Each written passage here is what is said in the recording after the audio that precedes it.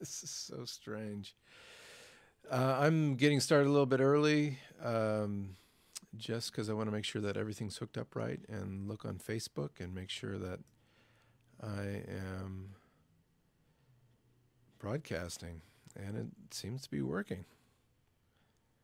So I'm going to be, if you are already here and watching, and I don't know if that is anybody quite yet, but I'm just going to be testing things out for a little couple minutes, make sure that all my equipment is working as it should be. So if you're wondering what I'm doing, I'm just going to pop around to different screens here and make sure that I have it all set up right.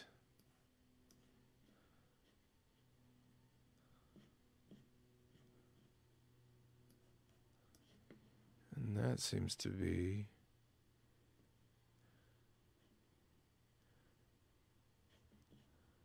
working all right.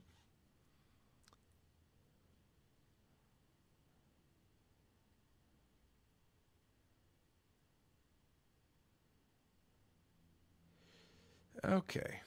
It is 11:58 a.m.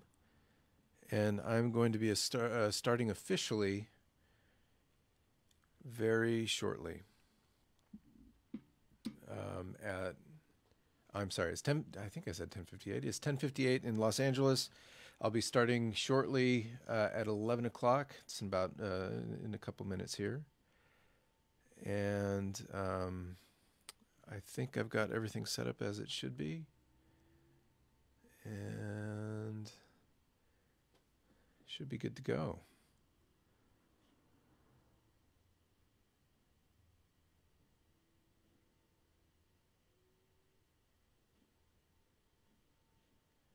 $10:59. One more minute. I'm gonna try to start these things on time. Actually, let's see.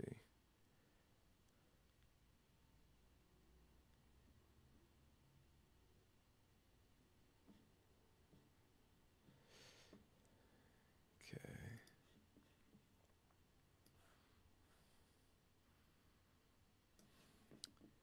Get my window back here.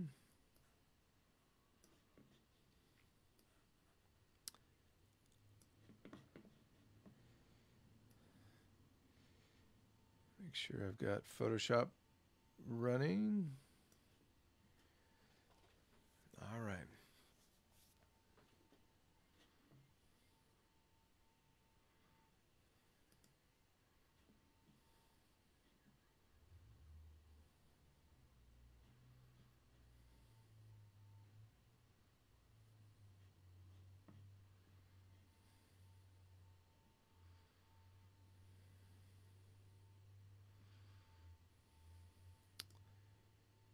Okay.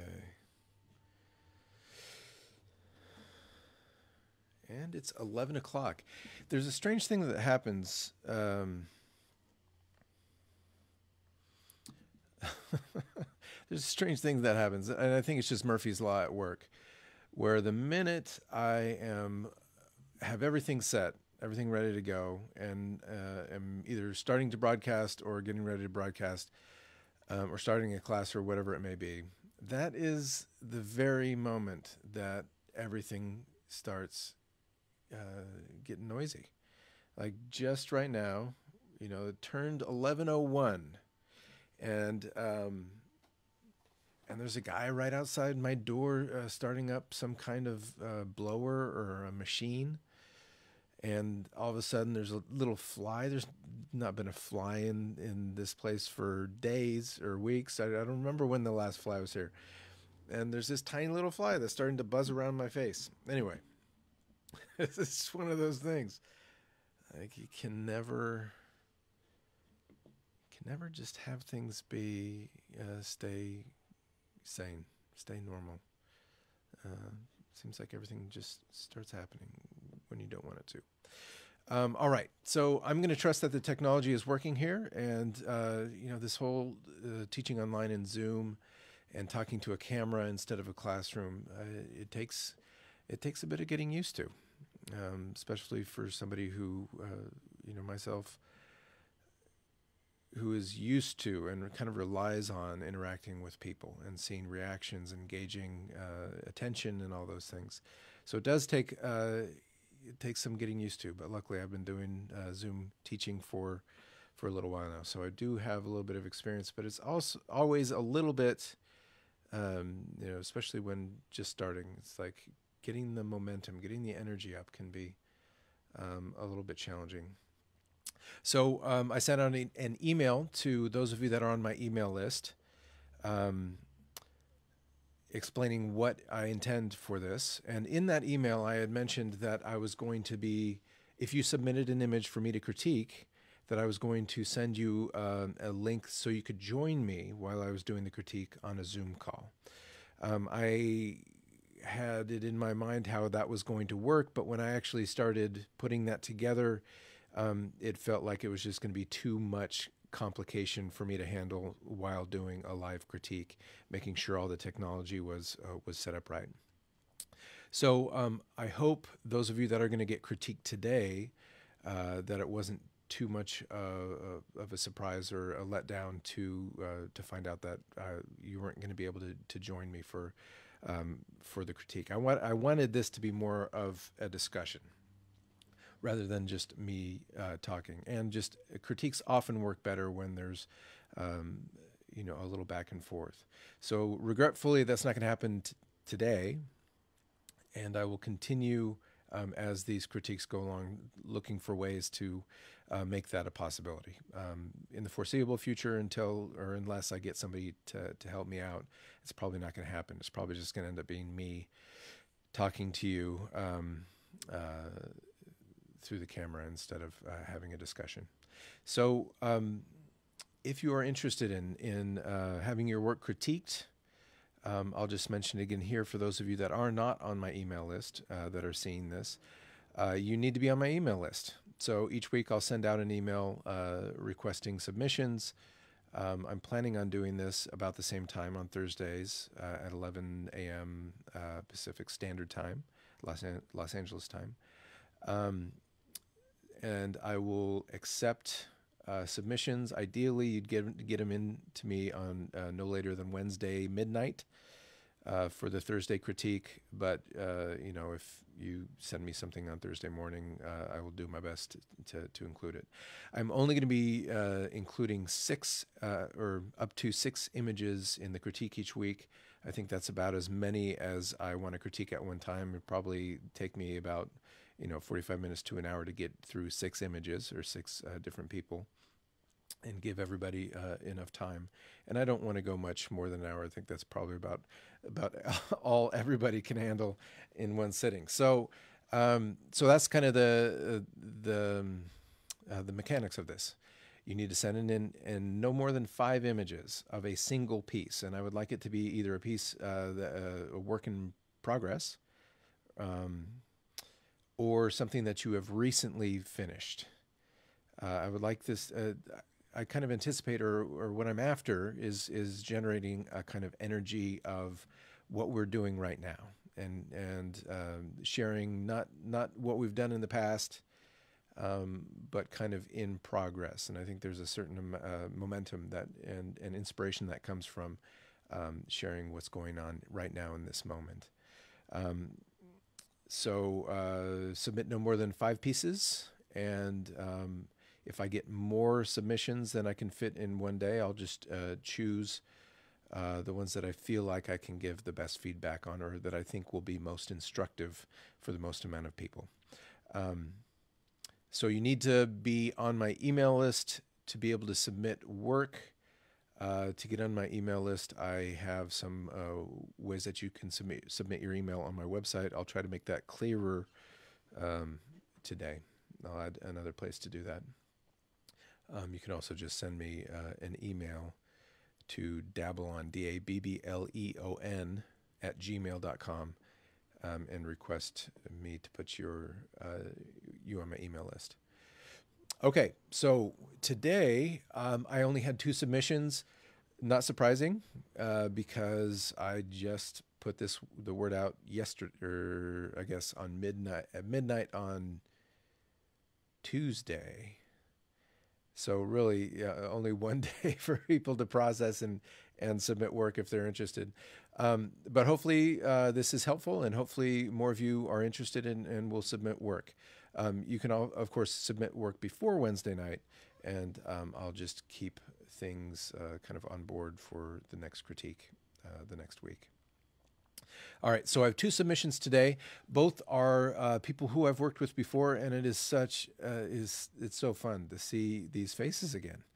Linda and Anne both have taken classes from me, either privately or at SMC, Santa Monica College Emeritus College. So Linda and Anne, was so fun to get images from you, and it's exciting for me as a teacher. I haven't seen you for probably 3 or 4 years, to see that you're still working, and I love seeing what you're up to, and also just it's just like, seeing an old friend again. So thank you so much for submitting your images, and it was just made me really happy that to see your work. So generally what I'm going to do is I'm going to switch my screen here, and I can do that now, over to, I've had my picture-in-picture on this whole time, so you've seen me double this whole time. Typically, I won't have that little picture of me in the top right while I'm have the camera on me, but what you are seeing right now is my computer screen. I've got Photoshop on it. For those of you that are not familiar with Photoshop for whatever reason, it is a program on the computer, an application that allows you to do a lot of digital manipulation, to manipulate the photograph. And I've found that it's a very useful tool for critiquing. I'm actually going to start with Anne's, and hopefully you don't mind me saying your first name. I'll just stick to the first name, but this is Anne's painting. I'm going to start with this for a couple reasons. I think there's some things to talk about here that also apply to the next one. So generally speaking, and I'm hoping that's big enough for you to see what's going on, there are a couple things that are worth addressing here, just in terms of photographing and submitting your work. So when you take pictures of your work with a phone or with a camera, you want to think about even lighting. So a lot of my response to your work, obviously, my response is dependent on what I'm seeing. So make sure that you're taking pictures, get your camera as close, fill the frame of the camera's screen. As you take the picture, fill that frame as much as possible with your image, so I can get as much as much resolution as possible. That will allow me to zoom in and see what's going on a little bit better.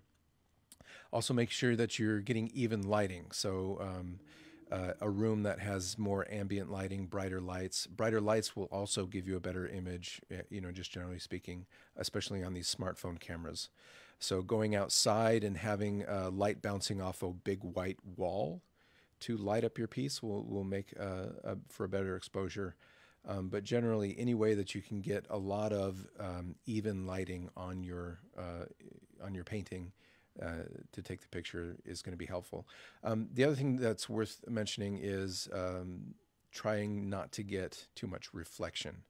So reflected light will obviously affect how we see your painting, and it might affect the color and the value contrast in ways that makes what I say kind of irrelevant, because I'm not responding to the right thing. So in terms of just wanting to get the most success in and having a useful critique, try to get me as good an image as possible. Okay, so the first thing that I wanted to address in this image, what we have is a painting. I believe, if I'm remembering correctly, Anne, that you work in oil, and it seems to me that I'm seeing quite a bit of evidence that is the case here, that you're working with oil paint. What I'm doing when I am trying to assess that is I'm looking at edges with oil paint, because they stay wet for longer. They tend to have areas where there's more soft transitions between colors. You have a little bit more smudginess in oil paint, um, softer color transitions and stuff like that. You also tend to get a little bit more, a little less contrast sometimes because the colors, light color and a dark color that you place next to each other are more likely to mix together and even each other out, and you get kind of less dark darks and light lights because of how the oil paint stays open for longer. And with acrylic paint, the opposite is true. You tend to get more sharp edges, not as much mixing or gradual transitions between colors. So that's I'm just telling you that because that's why I'm making the guess that this is oil paint, and I'm not sure what the dimensions are here. When you submit work, it would be helpful just to tell me what I'm looking at. So the size of the painting, I can guess a little bit. It's just kind of a medium-sized easel painting based on the signature down here in the bottom. So this is oil on canvas. And I'm also just from history, from working with Anne, I believe that's what she typically uses. So before I get started on what's going on with the paint and critiquing that, there are a couple things that I just want to mention with oil paint in general. So when you're painting with oil paint, typically you're using some kind of medium to adjust the consistency or transparency of the oil paint. You could be using a product called Liquin that is just an easy one-stop shop. It's not the best medium, but it's a very useful medium. Or you can use all sorts of other artist or oil painting mediums, combinations of linseed or walnut or poppy seed oil and stand oil, combining that with some kind of thinner, or there's many different kinds of mediums that can be used. When you're using Liquin in particular, and I address this because I know in the past I've recommended that a lot of times in classes because it's such an easy solution, an easy medium to work with, and it's not very smelly, and it stays, it lasts a long time. But what happens is the Liquin, and some other mediums as well, and also depending on the color actually that you're using of oil paint, that Liquin or the oil paint will dry with a matte finish instead of a gloss finish. So that matte finish actually reflects light in a different way than glossy finishes do. It becomes more diffuse, the light. So I'm looking at this painting right now, and I'm seeing, if I zoom in here, that a lot of these areas where it's the darkest dark in the image. Actually, I'm seeing this right here, right next to the collar. You can see is a very dark, looks like blue, like an ultramarine blue. And then, but right above it, where it feels like these scales ought to be pretty close to black, especially where the neck would be casting a shadow, or there might be some kind of contact shadow. It's actually, a kind of a lighter gray. It could be the case, I'm getting to a point here, it could be the case that she painted that with straight black paint. But because she used a certain kind of medium, when it dried matte. And then when we're looking at it, we're actually seeing a lighter gray, not black, because of the way light is reflecting off that matte surface. So you'll see a lot of times when people who use oil paint complete a work, they will finish by covering the thing with Damar varnish, or some kind of glossy finish. And what that does is it brings back that high contrast. It makes everything glossy, so we get darker darks and lighter lights. Or probably not lighter lights, but we get darker darks at the low end of the value scale, and also in midtones as well. Kind of everything shifts a little bit darker. Because we're not getting that kind of spreading light from a matte finish, that diffuse light. So all of this to say, I'm looking at this generally and noticing that I'm not seeing a lot of the really dark darks that would accentuate this value spectrum from darkest to lightest I'm not seeing a lot of those really dark darks, and my suspicion is that that is because the paint surface has turned matte. You can also avoid that. So you can do that after the fact. After you finish your painting, you can cover it with Damar. You can do that in process by using mediums that include stand oil, which is very shiny. I don't like using stand oil very much because of the consistency, but there are mediums that you can use to avoid having things dry matte. I mentioned also that this might be an issue of the colors that you're using. So certain earth tones have natural drying agents, natural secatives in them, like burnt umber and raw sienna, I'm sure, and other earth tones. They will wick out a lot of that oil and dry the paint in so that it's matte. So that can also depend on the colors you're using. Okay, enough of that. I wanted to spend a little bit of time with all of this because just in this first session, first critique, to give you an idea of kind of the things that will affect actually your critique, me looking at these images. So I am going to critique and give some response based on these value relationships, and that realize that it could be very different in person. It could just be a result of how light is bouncing off the matte surface of the painting. Okay, so let's get to composition. Well, first, let me just say, Anne, I'm so grateful that you sent this in. You are a fantastic representational painter.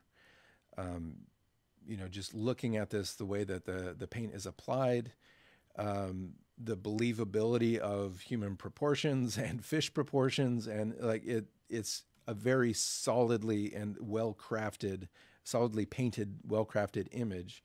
You're obviously skilled in, doing highly realistic representation, right? So I want to just kind of acknowledge that before I get into nitpicking. A lot of what I'm going to be doing in this critique is just nitpicking. Is trying to help you refine, help you see ways where you might be able to polish this.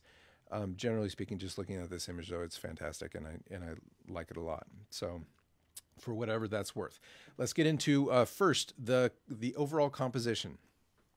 So the composition here is just to acknowledge the picture space is a rectangle, right? It's a horizontal rectangle. And your primary subject matter is this chef with a fish over his shoulder. And it's a big vertical white high contrast shape. And you've put this big vertical high contrast shape right along the center axis. So this is general kind of a rule of thumb, and this is something that I say a lot in classes. Typically speaking, when we're talking about fine art painting, we want our viewers to engage with the image, to stay a while, to enter in the image and move around the composition, not just stay in one place. We want more investment from the viewer. We want it to require more of our viewer because we want them to connect with it, right? We want them to kind of enjoy themselves, to kind of enter in the painting. So typically speaking, you don't want to put your strongest primary subject matter right in line with that center vertical axis. Our eyes, just by the nature of your format, that horizontal rectangle, are automatically going to be very sensitive and gravitate towards looking at those center axis, both vertically and horizontally. So typically we don't want to reinforce that because the viewer is already going to go there. They're already going to kind of gravitate towards that naturally. What we want to do is put our primary subject matter off axis, off that center point, off of the middle, to create asymmetry, which is just naturally more interesting and engaging. It requires the viewer to kind of interact more with the image, to try to compute what's going on. And it gets people off that natural focal point that's in the center. It gets them shifted off to part of the composition that they wouldn't naturally gravitate towards. So in this case, I'm going to see really quickly if I can do this quickly. I'm going to select this whole image and shrink it down a little bit in that rectangle. I'm going to put a layer behind it. select that whole, actually, you know what I'm going to do? I'm going to see if there's a little bit of Photoshop magic. Sometimes this works well, sometimes it is horrible, but I'm going to do what's called a content-aware fill. Oh, goodness. In this case, not bad, but obviously not an ideal treatment of this chef's hat, so I'm going to get rid of the chef's hat up here. So what I'm doing here, and this is just going to be a really quick and dirty attempt, is I'm going to see what happens when we just give more space around the chef. Let's do an edit, fill, content-aware fill. Let's see how it does with these sides. Sometimes Photoshop is truly magical. Okay, did a pretty good job with that. So let's see what happens if we well, first of all, having more negative space around the chef just opens, it makes it feel like he's occupying more space, right? It feels more spacious, feels like there's more breathing room. I think that feels a little bit more comfortable to me, whereas before I was feeling like perhaps in the original composition, maybe it's more squished than it needs to be, so maybe more space might have been a good decision here. But let's, for example, take the crop tool and look at, no, that crop tool is not doing what I want it to do. Crop tool. Okay. So let's, when you use the crop tool, and you'll see this a lot in cameras, it automatically adds the grid of the rule of thirds. This is one compositional tool that's fairly common. So instead of aligning your primary subject matter and strong verticals with the axes, the center axes, it gives you this grid to align your those primary subject matter with the third, the division of three. You know, this grid of dividing up the image plane into three equal spaces. We align our primary subject matter with the third instead of in the center, and that tends to be more aesthetically pleasing, more asymmetrical, more active, etc. So if I just do that, let me just do that. So now I've cropped the image so he's slightly off center to the left, and hopefully you can kind of see how that is starting to shift the weight and the energy of the composition.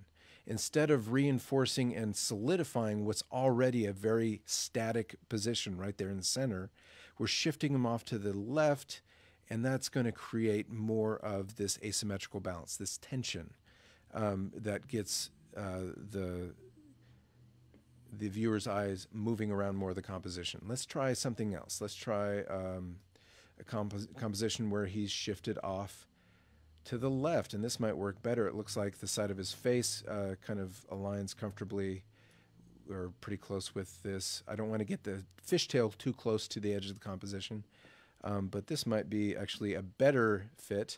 It also gives more space in front of the fish's head, which might be psychologically more comfortable. We don't want to, like, wherever direction things are looking, we don't want the edge of the composition to be too close, because it kind of draws attention to the fact that there's not very much space in front of the person's face, in this case the fish.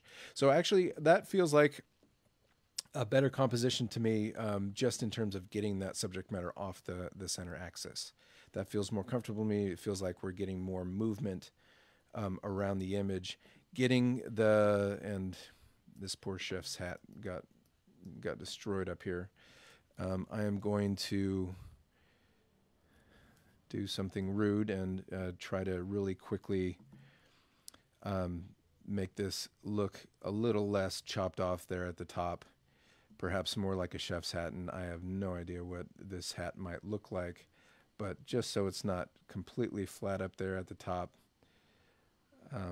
I'll give it more of a curve. It's just so it's not distracting me more than anything else. Okay, so a little bit of space above the chef, and then shifting that really strong vertical of the chef off center is going to just create a more compelling composition to start with. Having his hat come into contact with or cropped by the top edge of the composition isn't necessarily a bad thing per se. But in this case, I felt like it was really accentuating the fact that you had him right in the center. And also, it was almost the top of his hat. So we want to avoid putting something like that, like a top of a hat or a finger or a tangent, a point on a shape. We don't want it to come into contact at a single point with the edge of the composition, because it creates this tension. It creates kind of a focal point that draws attention to the format of our composition, rather than feeling like it's cropped and we're looking through a window into a larger scene. Kind of just imagine you made a painting where it's of a person and their feet are sitting right on the bottom edge of the painting. It just draws unnecessary attention to the format, and I think in this case that kind of felt like what was happening with the hat. All right, so the next thing that I want to point out here that I think could help out is what I was mentioning with the value contrast. So in these places, if I zoom in here, you'll notice inside the fish's mouth, it gets close to black, but just so you guys can see the difference, I'm going to put some black in there, right? Let's look at that. See, this is the spot of black that I just put in there. And notice that nothing here really gets to be completely black. And if we're looking into a fish's mouth, where it would be going into a completely opaque cavern, his mouth is inside, we would expect at some point for that shadow to become fully black. So we get that full value scale. We need the full value scale from white to black in order to get a truly three-dimensional feeling image. So we do want to go at least some places, to that full black. The other places where I'd want to see it kind of dip into the completely black is back here behind the chef's neck, typically where two forms come together into contact. There's what's called a contact shadow. It's just a place where light is completely occluded, and it kind of just, that shadow goes completely dark as it goes away from the light, and the neck is blocking any ambient light from getting in there. And it's going to feel like there's more separation between the fish and the chef, and it's going to feel like that the fish has weight and is kind of sitting on that chef's shoulders. So little accents, those little pops of dark black, where it goes completely black, go a long way to establish that full range of value contrast, so we get a complete sense of volume and space. And it also separates out your subject matter, so they feel like separate bodies, and it also just creates more contrast. Okay, so a little bit more areas where there's that kind of, it dips to dark black. I would say also that would be the same with some areas in the face. So I would expect at least the pupils to get to completely black. I would expect some areas, especially like the eyelashes at the top, where there's going to be some cast shadow on this shadow side of his face. The eyes are probably going to be pretty dark, especially if they're kind of a dark brown. The shadow side over here, the hair, or inside the ear, there should be some areas of the image that go to completely black. And that higher contrast and that full range of value, I think, it would make this image more striking, and make it feel more three-dimensional. Okay, I'm going to do a little bit more with that contrast. I'm going to take a tool over here called the burn tool. What the burn tool does is it basically, kind of what it sounds like, it makes things generally darker. And I'm going to darken up these colors on the side of the fish, just so you can see what happens when we start getting a little bit more contrast. It just starts to pop a little bit more. We just get more of a sense of weight and gravity and space. So that might be a little bit too much. I'm just going to kind of go a little bit gentler with this. It deepens the colors, makes things feel richer, more saturated in some places. So this, what I'm doing right here with the burn tool, could be accomplished with an oil glaze. Just a little bit of color in the glaze. It wouldn't necessarily have to be all the same color. But when you're done using glazes just to pump up saturation or to increase value contrast, darken areas, that can be a really effective way just to add a little bit more punch in areas of contrast. So, all right. So I should have, well, I did save the original image, but I think I cropped it. So this is before and after. Hopefully you can kind of see that. Let me see if I can get that bigger for you. This is before, this is after, just adding a little bit more punch to that contrast, a little bit more, and a little bit more saturation in these colors down here also happened. All right, the final thing that I wanted to recommend here is space. So you have a really high hue contrast between this saturated blue in the background and the warm skin tones, right? The warm skin tones are going to be in the orange, red-orange, yellow-orange area of the color wheel. Opposite that, the complement of that are these blues. So you got high hue contrast, which is cool because it makes that the skin tones really pop out and feel really warm. You want that tension, that contrast.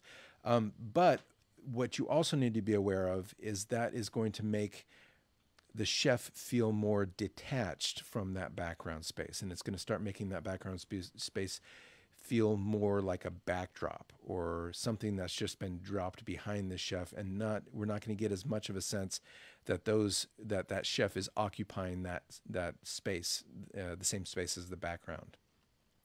So to do that, or to help unite the background with your foreground subject matter, so they don't feel like there's just this kind of blue screen dropped behind the chef, you can bring some of that blue as reflected light. Some places on like the top of the fish the shiny places might be picking up some of that blue. That's going to help it feel like they're occupying the same space and more united and not quite so cut out from each other. But one way that I thought I would also recommend, and I had hoped to have a better way of doing this. One way that I can recommend is by implying a consistency of how light is interacting with the chef and how light is interacting with that blue space behind the chef. One way to do that, for example, would be to do just a gradient. So right here, I'm going to do a new layer, and I'm just going to do a simple black gradient. That's a little bit too strong. I'm going to pull down the opacity of that. And I'm going to change that to a multiply. Okay.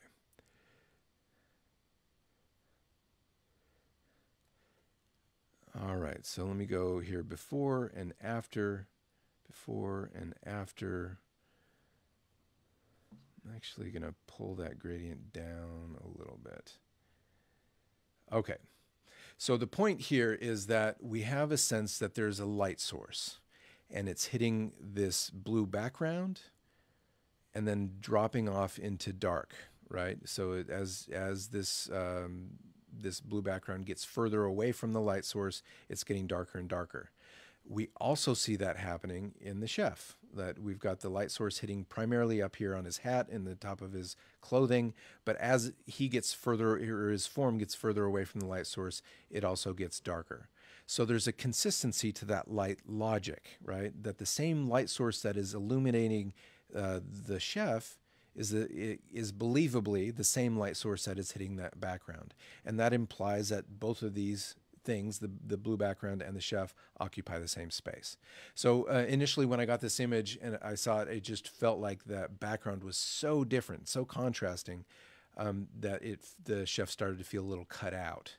So this would be one way to help try to unite and make it more believable that that chef is occupying the same space as that blue color in the background and not having that just kind of as a more graphic cutout blue shape in the back. Another thing that you could do with that is you could also, instead of doing this kind of linear gradient, let me delete that. Instead of doing a linear gradient, you could do a radial gradient. Let me flip those real quick. No, that's not what I meant to do.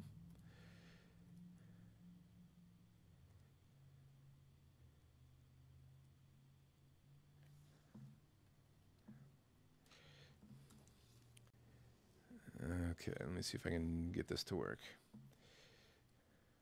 No.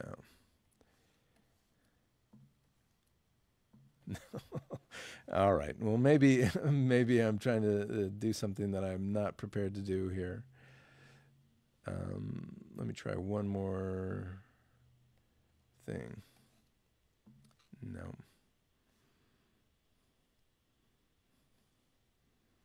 Let me do this. No. Okay, guys. I'm gonna not. My Photoshop skills are a bit rusty. But my point was going to be is that we could, instead of using that linear gradient where it goes light at the top and then gradually gets darker, we could use a radial gradient so that there's kind of a circle or a vignetting around the chef, and that would help kind of emphasize him as the focal point, kind of use it as a framing device in your composition. I would also be interested, and this will be my final bit on this painting. I've spent, oh my gosh, I've spent way too, been a little bit overly wordy here, guys. All right, I'll get to the next one really soon. So last thing that I was going to say here is that you could use that negative space to size. You could use that negative space. Let me get a dark color to start emphasizing some of this gesture that I'm seeing in the fish. So let me actually turn up the opacity, and then I forgot I'd turn that down. So we have this movement happening here through his shoulders, the chef's shoulders, and the fish. And it might be interesting to use that. To use the negative space, the space behind, to kind of emphasize that motion. You do have some modulation in the blue in the background that is creating more visual interest, but it might be a good idea to use the background to accentuate and get us moving around the image more. I'm going to erase some of what I just did on top here so you can see that a little bit more clearly. Right. So having that, this dark swoop in the negative space accentuates this natural movement that's happening across the shoulders and with the fish, and kind of makes it feel like the fish is in motion, and maybe that just creates a little bit more dynamism, a little bit more energy in your overall composition. Okay, so just to review really quickly, I talked about punching the dark values, getting where there's contact shadows, or generally just making especially if you have a matte surface, making the midtones dark mids and darkest darks, punching those a bit. And so we get the full range of value contrast from light to dark. We're going to get more three-dimension that way, more contrast, more punch. Putting your primary subject matter off center, so you're not reinforcing that center line of the composition and locking your viewer's eye to the middle. Shifting them off center creates more asymmetry, creates more movement. And it also gets your viewer out into the corners of the composition and not just locking on the foreground. And then finally, using the negative space as a means to accentuate movement that's happening in your subject matter. Oh, and also finding ways to make sure that your subject matter and the space that subject matter occupies, that there's a consistent light logic, or there's some indication. Remember, this is all illusion, so it's not actually, he doesn't actually occupy any space because it's a two-dimensional surface. It's a painting. But giving the viewer some indication, some clues as to light hitting your subject matter and the environment the same way, so that they believably occupy the same space. Okay, so hopefully, let me go to the next one. You guys will have to give me feedback after this critique today. Obviously, if I have 6 images that I'm trying to get through in an hour, I'm gonna have to move faster than I have been moving. I have allowed myself a little bit more chattiness because I only have 2 images to critique in this one. Okay, so what I'm going to do real quick, I'm going to leave Linda. Linda, haven't seen you forever. It's so good to see your face. I wanted to leave her in there just because it was so good to see good to see her smile. I'm glad you included yourself in this image. I also wanted to just give people this the full context here of this photograph, because look at how we see a lot of value contrast up here at the top, but as we get to the lower parts of the painting, we start to lose that contrast, and everything, the colors start to get a little bit more washed out and less contrasty, and that's because of the way that light is hitting the surface of the canvas, right? So we're getting more reflection down here. The light bouncing off the canvas is more diffuse and spreading out, light, so that the colors are less vibrant and there's less contrast, less value contrast, I mean. So that's not necessarily a bad thing, but again, that's going to affect how I see the image and things that I might choose to talk about, when it's really not an issue with the painting. It's just an issue of the photograph. And I understand it's hard to set things up and get good lighting. What I'm going to do here is I'm just going to use what's called the perspective crop tool to isolate the canvas here and crop it down to just the painting so we can focus on that. Lovely as you are, Linda, I'm just going to focus on your painting right now. So I'm going to try to fix some of that, some of what's happening here as a result of how the painting was lit. And I'm going to do that. I could do that using levels, but I'm actually going to try something here. I'm just going to use the burn tool and make the brush really big. And I'm just going to try to, nope, that's not working. Let me up the exposure. There we go. So I'm just going to use the burn tool to punch the contrast and get a little bit more saturation in those colors. It's probably too much. And I'm guessing this might not be accurate. So I apologize, Linda, if I've gone too far. But I'm guessing that this is probably a little bit closer to what the image actually looks like in real life.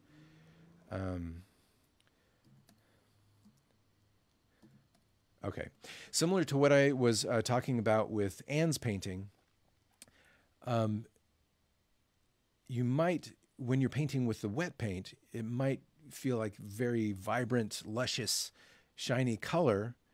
And then when it dries, it starts to look a little bit dead and matte, and it loses that vibrancy. And realize that some of that could be that it's drawing a little bit matte. And the way that matte surfaces interact with light is that light bounces off and it spreads it out, and it's just more diffuse and makes everything look a little bit less vibrant, less contrasty.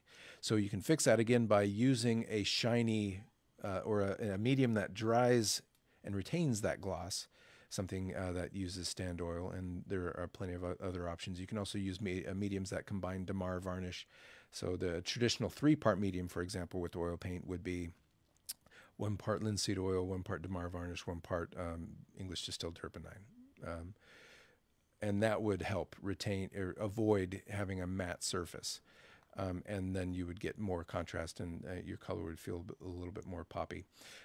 It could be that, I believe you're using oil paint here, but I know that you have used, I think I remember you using acrylic. No, maybe you've always used oil paint.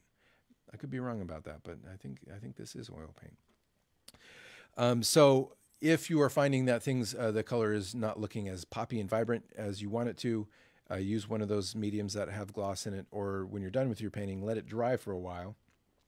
Ideally for a couple of weeks if you're using very impasto paint, but let it dry a while before you put a Damar varnish layer, and that will pop color and increase contrast. There's actually a lot of videos on on Instagram that I've seen of artists adding that final coat of Damar, and everything just comes together. It just like shines, literally and figuratively. Like it just everything's really just jumps out at you. Okay, so let's talk about a couple things here. One is there is a lovely tension between kind of flat stylized rendering and very naturalistic three-dimensional rendering.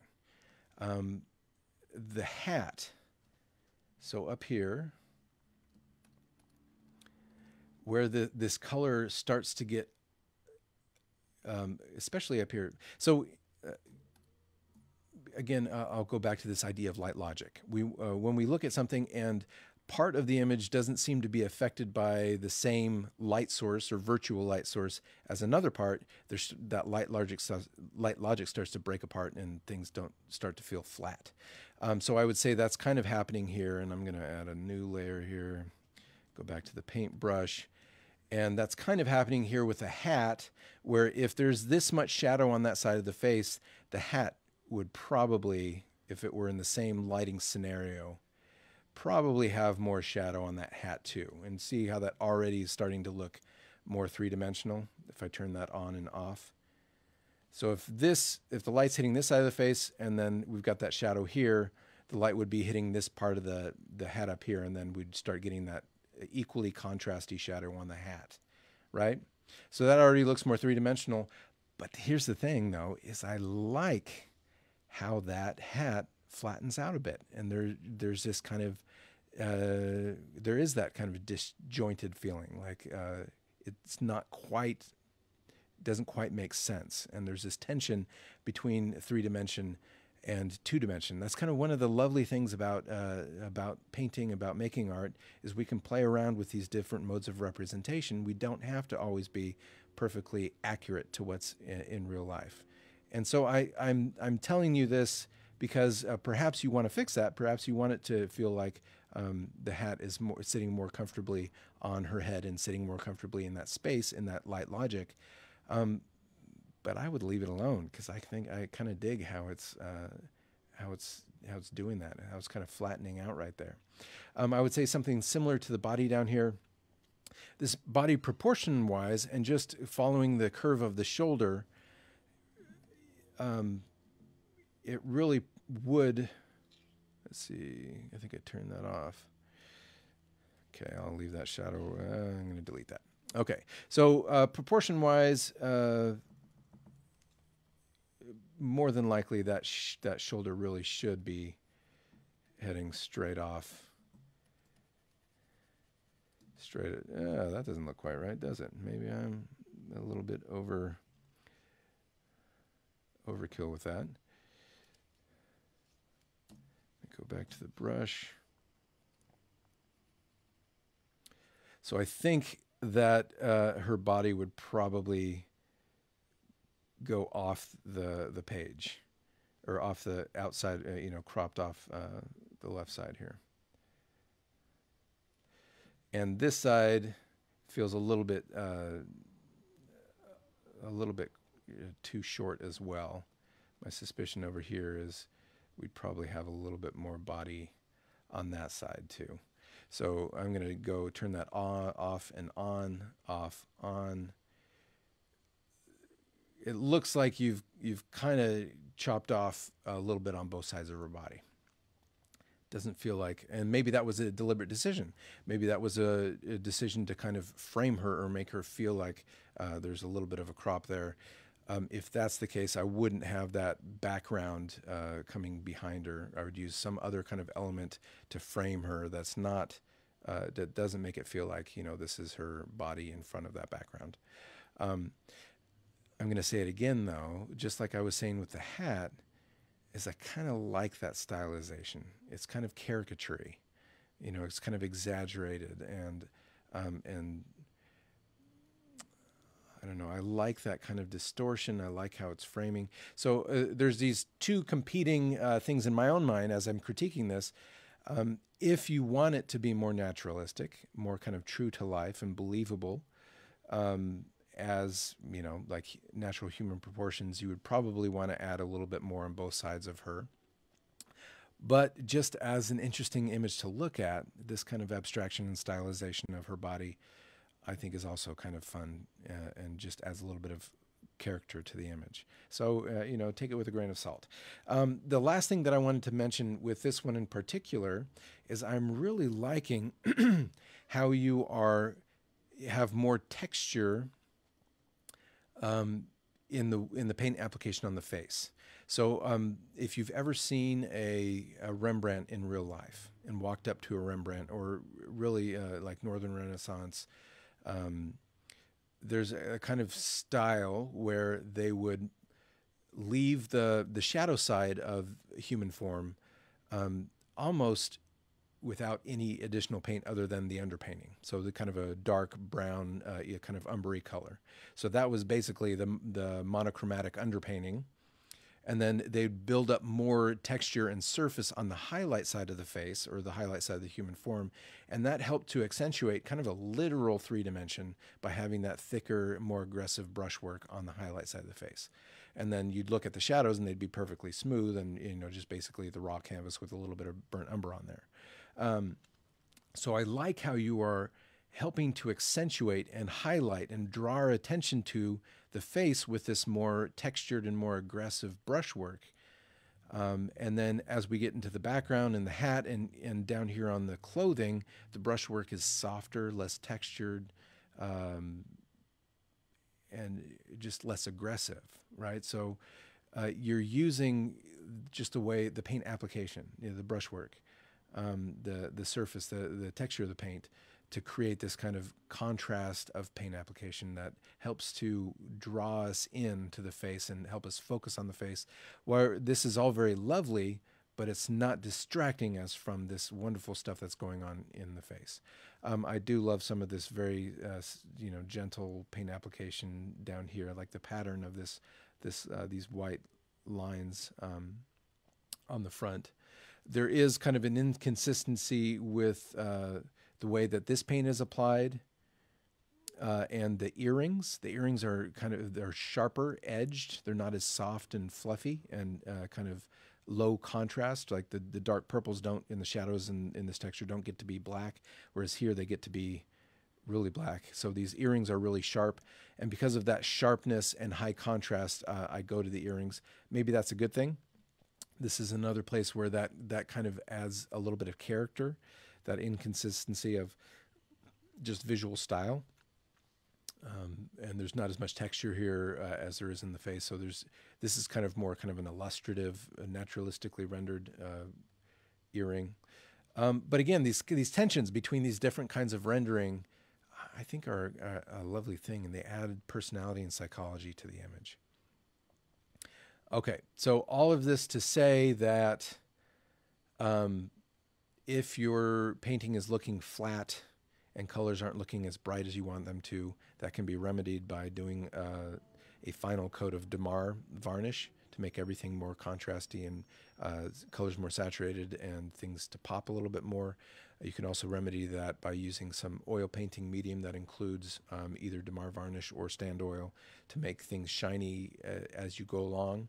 That will be especially the case with these brown colors, because burnt umber, which I'm assuming you're using, it does dry very matte, just because the pigment itself wicks a lot of the oil out of the surface of the painting, and it has a natural drying agent that makes things a little bit more matte.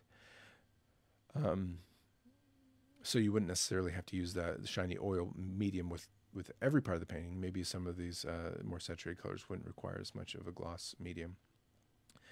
Okay, so you could do that with, you can punch value and saturation that way. And then the rest of my comments were really just about, you can make things more naturalistic. You can probably stand to make the light logic more consistent if you wanted more three-dimensional, more realistic, naturalistic type of image. But I'm really liking this tension between the different kind of rendering styles, and these kind of flat areas of the body is kind of flat because we don't have that value contrast, and the hat is flat as well, and as opposed to the face, which feels very three-dimensional. So I'm liking that stylization. I'm liking that abstraction. Just as one final thing, just maybe to make the point about three-dimension and light logic, I'm going to turn this back on. So I did this with the hat, and I'll put that back there real quick so you can see what I'm talking about. I'm going to turn down the opacity of the brush. So a little bit of a shadow on the hat is going to help the believability of the light logic, that the same light that's hitting his face is hitting the hat. I would say, similar to what I was saying with Anne's painting, these areas where things are going down into the cracks and crevices of clothing and body, we would probably have, it would go to almost black, and accentuating that would help the three dimension. Also over on this side, when that hair goes behind her head and face, we would most likely have some parts that go to almost black, and that's going to help this front edge of her face separate more from the hair shape, and it's also going to make it more three-dimensional because there are those really dark shadows where the hair kind of folds back behind the head. So a little bit more contrast on those, some of those places would help the three dimension. And then finally, the point I wanted to make here, though, is just like with a hat, the light that's hitting the face, the light that's hitting the hat, is got to be consistent with the light logic of the light that's hitting the shirt. So similar to what's happening in the face and the hat, we would probably have more of a shadow on especially this side of her body to match the face and the hat. And hopefully you can kind of see that happening. Similarly, we would probably have more cast shadows happening on this texture that's on her collar. I'm not sure what that is.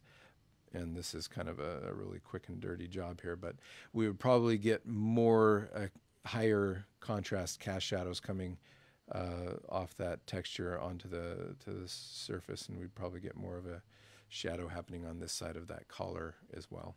So as I turn that on and off, you can see how kind of uniting that light logic between the different parts of the image is going to help it just sell the illusion of three dimension, and sell the illusion that she and all these other parts of her clothing are occupying the same space, getting hit by the same light.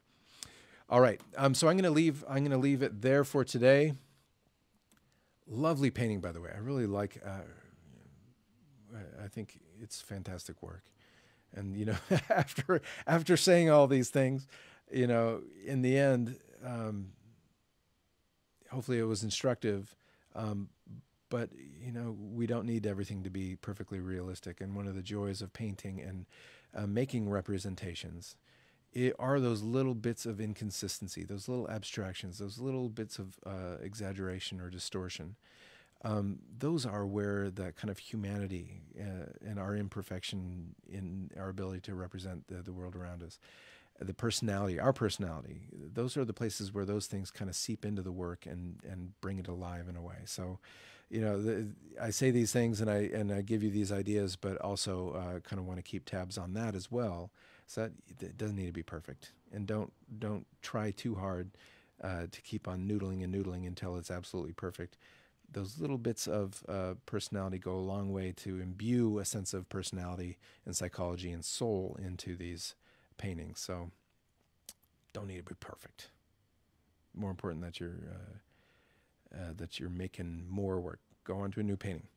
All right, so wonderful paintings. Thank you for submitting them. Again, the intention, if anybody watches this and anybody gets value from these, I will continue to do them weekly. If you want me to critique your work, submit images, no more than 5 images of the same piece, to get on my email list so that you can submit those images. Go to dabbleon.com, dabbleon.com, and probably there's a place where you can submit or subscribe to a newsletter or something. That's where you'd submit your email to get on my email list. So I hope more people, I hope you participate. I hope you'll be willing to share what you're working on. I know I learn from doing these critiques. I get excited and inspired by seeing what you're working on, and just knowing that you are working, that you are making art, and it it inspires me to go out and do my own stuff. Like there's a reciprocal energy with that. And so I hope more of you would be willing to share what you're doing, and allow your art to inspire others, and to get us all jazzed up about making work. And with that, I am going to end. Done. Too much talking already. Thank you all for joining me, and see you next Thursday. Same time, same place, 11 a.m. PST, and submit images, and see you.